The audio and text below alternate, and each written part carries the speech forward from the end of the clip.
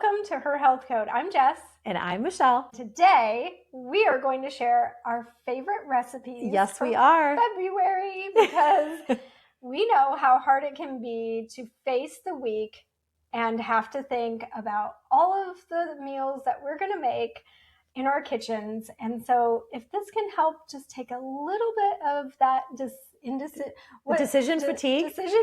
Yeah. I always get that mixed up in my, it's a menopause moment in my brain. It was definitely a menopause moment. Yeah. And decision fatigue is actually a symptom of menopause and perimenopause because we get so overwhelmed. So it's that overwhelm that affects us in the kitchen. Yes. So if we can help with that and take that off your plate, then we are so grateful to be able to do that. For me, I love soup, and I could eat soup like every day of the week, 365. I mean, wow. Honestly, like that's I could a love soup for soup every day. Oh my gosh, that is a love for soup. I sometimes will go to a restaurant and just get soup because if I'm not feeling anything else on the menu, soup is a safe thing for me because I will love whatever they bring me. Basically, I could eat split pea soup and I'm happy.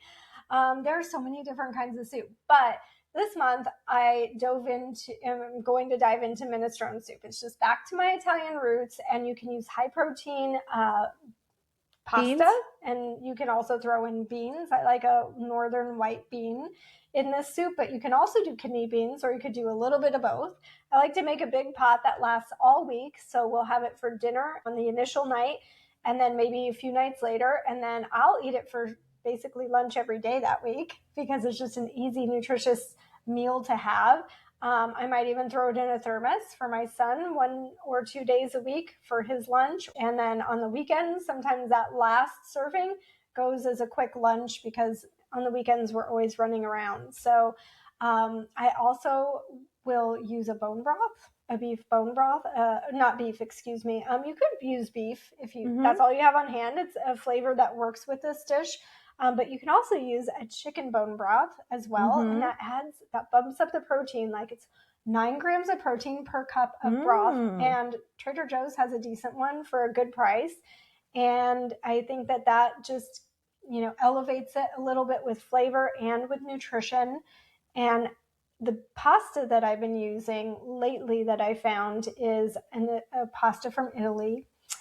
It's made with beans and wheat. So it's not grain-free, it's not gluten-free, but it does add a lot of protein and a lot of fiber into your soup. So I don't use the whole box, I just use half, because if you use the whole box, it will absorb all of the liquid. Oh, so it'll become a pasta. Yeah, you have to be careful with it. And then the vegetables I use, my base of vegetables for soup is really just the basics: onion, carrot, celery, and always garlic.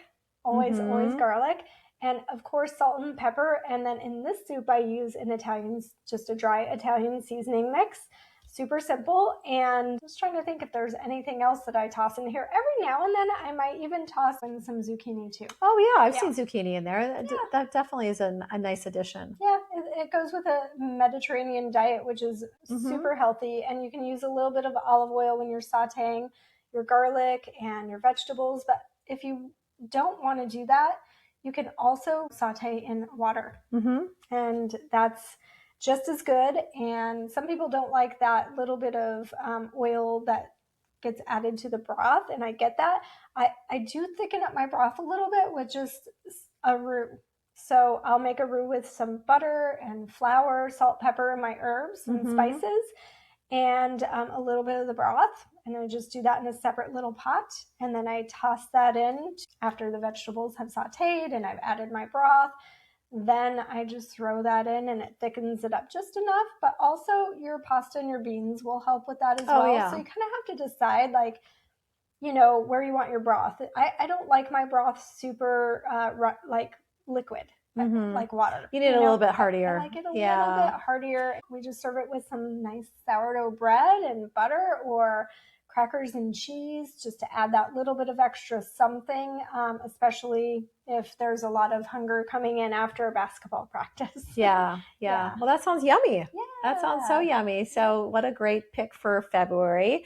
My pick, and that I actually make quite a bit, is stir fries. So stir fries is my go-to. I have this nice big wok where I saute a ton of different vegetables, whatever really is in my fridge. But my favorite, I love bean sprouts and broccoli and carrots and water chestnuts. Those are my go-tos. Maybe some bok choy if I have that, and then I usually do tofu with this, but a lot of times I'll do chicken or I'll do some thinly sliced beef if that's what my son wants. And and stir fry is a really easy go-to, and I can make it a variety of different ways. All I have to do is alter my sauces. And so my go-to sauce usually is just a little bit of hoisin sauce and some soy sauce, some fresh ginger, some fresh garlic, and a sweetener of choice, usually a little bit of honey or maple syrup. And that's pretty much it. And do you use a base for that? What I typically use is white rice. So that is what my family loves. And so I just kind of throw all that, once it all sautés together, a little bit on white rice, and voila, that is, usually it takes me about 7 minutes to make that meal. Very easy, simple, and then good for leftovers too. Yeah. So my leftovers usually is like one extra day or the next meal, or I'll put it in my son's thermos. He likes a lot of thermos meals for his lunch. But yeah, it's great. It's not going to last all week for sure because the vegetables get soggy. Oh yeah. But usually the next day is a nice second meal effect with the stir fry. But again, it only took me 7 minutes, so it's not that time consuming that I would have to put too much effort and time into it. Where I could make something different the next day. Yeah, definitely. There's weeks where, something that lasts all week is what you absolutely need if you kind of know this is just going to be a busy week. And other weeks, you're just making a meal every day or every other day, and that's fine too.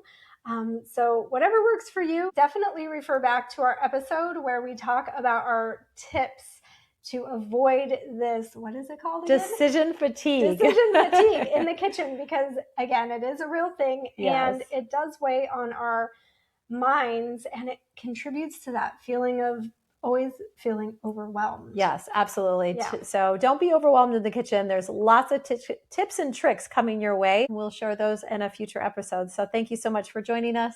And until next time, thank you and be well.